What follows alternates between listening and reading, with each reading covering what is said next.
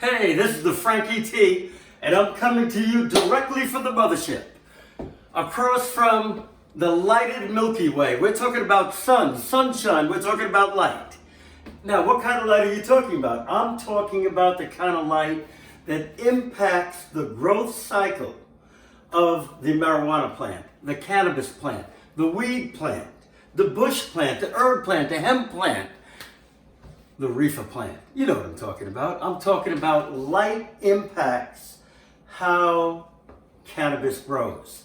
Now, light impacts how some people may smoke it, but then that's after it's been gone through its entire life cycle and then even prepared, because curing and drying and many other things impact how it's smoking. Smoked. Now also, we're not talking about just shining a little flashlight on it. We're talking about sunshine. We're talking about the light from God and the impact that that light has on the plant's growth cycle.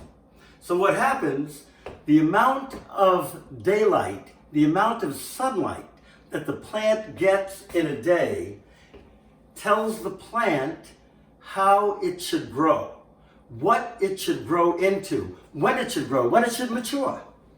So what happens, we saw how a plant starts from a seed, or maybe a little tiny clone. And then from there, you have the baby, you have finally, you have the infant, the toddler, then the baby. Then you get to the teenage, then you get to the adult, and then you go all the way through where the plant reproduces and its life cycle is over. All of that is driven by the amount of light that Mother Nature shines on the plant when the plant is growing in its natural setting. But we cultivate the plant. So we like to at times get a head start on Mother Nature. So what happens, right now, we're in the month of March, where the days are getting longer. We're past daylight savings time. The days are a little over 12 hours of daylight a day. That's the minimum amount of light that the plant needs to continue to vegetate, to go through that growth cycle, the vegetation cycle. As the days get longer, when we hit that summer solstice, the 22nd of June, which is a day that's very close to me, because one of my favorite days is the 23rd of June on a full moon, because I wasn't born that day too soon. But anyway, on the 22nd of June, the summer solstice is the longest day of the year. From there, we now go to the other side of the curve where the days get shorter and shorter and shorter. So when we get to the fall, end of August, September, those shorter days tells the plant, hey, the winter is coming. So the plant knows that it better take care of business. The plant knows that it has to reproduce so that the next generation is prepared to take over, that it's propagated, if you will. That's when the female plant that has the buds that have expanded and grown, those buds now have the resin, the THC, just dripping out of it. Because remember, the female is trying to attract the male, trying to attract that pollen. But if we've done it right, there are no males. So, but the females are waiting. Where are the fellas? So the female is trying to attract the male, because that's near the end of the female's life cycle. And that's when it's harvest time. So now we start out with our young plant. Rather than leave it outside where the days are long, but really not long enough, because the optimal amount of light is 18 to 24 hours. Hey, I'll take 16 hours of daylight.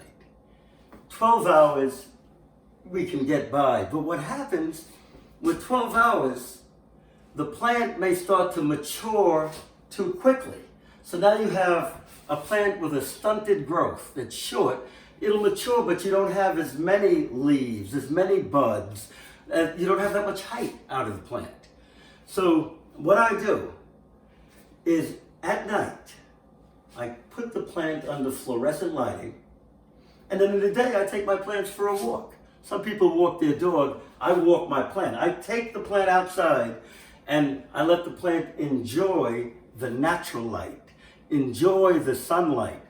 Better than that, enjoy the free light, because Mother Nature doesn't charge me when the sun shines. We all get our sunshine for free. So now, my plant's out all day long enjoying the sunshine on the fluorescent lights at night. Now, a lot of people say, well, you have to have this kind of specialty light, or you have to have that type of specialty light. And I guess you really do.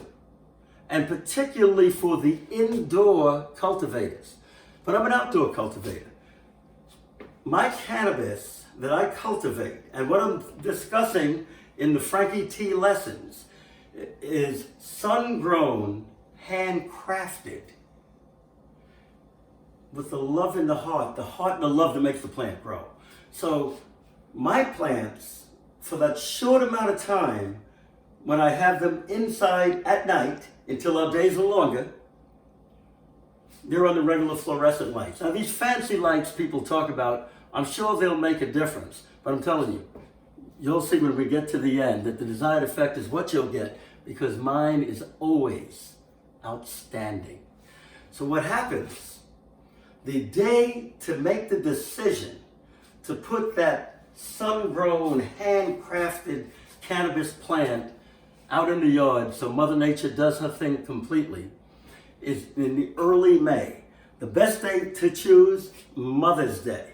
So here we are, we're in mid-April, May is coming.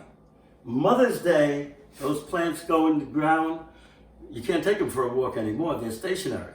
Now they're gonna do their thing naturally, without me introducing that artificial light at night. And now they'll flourish and they'll grow, and we'll cultivate on what it takes out in the natural light. Now remember, when I showed the seeds in the last lesson, I said I experimented and put one seed in the ground. That seed now has come to light, if you will. That seed germinated in the ground, and a little tiny seedling this morning said hi to me. It popped its nose right out of the ground.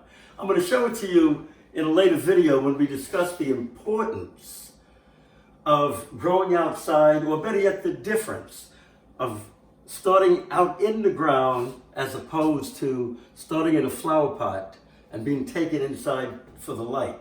Now what I heard, and this is going to be the test, this is the experiment, is that if you take a feminized seed and you put it in the ground, you could put it in the ground a little bit earlier than Mother's Day, even though the days are just about 12 hours of daylight, that this plant will still not mature as quickly as putting a clone or putting a plant that started in a pot later on outside. And the reason they give, now who knows how true it is, but we'll find out, is that that taproot, when it grows right out in the ground without being transplanted, that's where it starts is where it's going to end, that root is burrowing its way deep down into the ground. It's going down further and further. Remember, life starts in the dark. So that seed, the root popped out. And now that taproot is going down deep.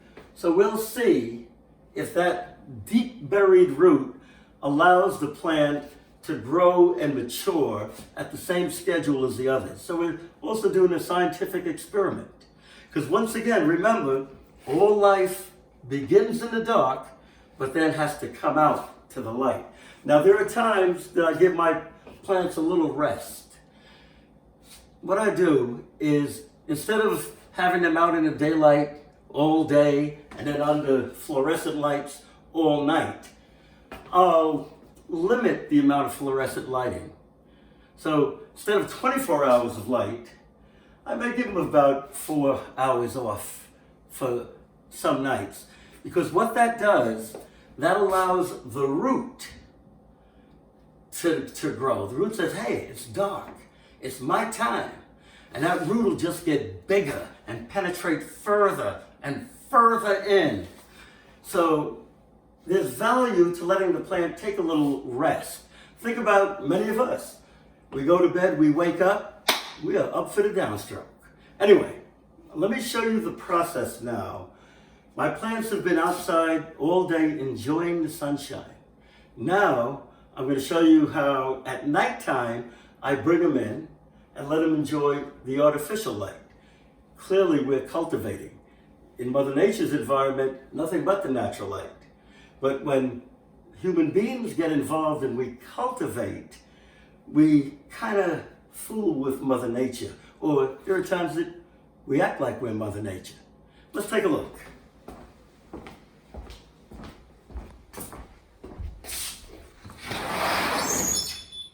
So here you see these outside plants. And you've met them before, but they're getting bigger. Hey, you're looking good, man. Hey, getting out of that toddler stage into like the young person stage. You're gonna be hanging soon. You'll be a teenager in no time. We may have to clone the clone. Well, let's just grab these two clones to show you a good example of how we do it.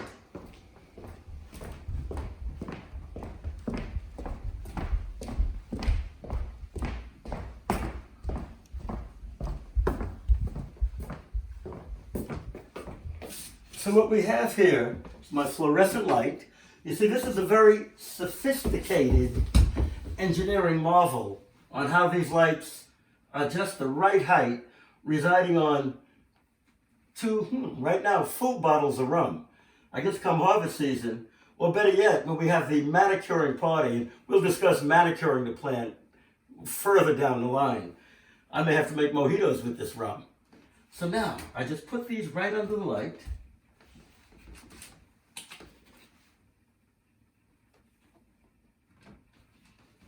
Now for the rest of the night, these plants are enjoying light, but they're now enjoying the artificial light.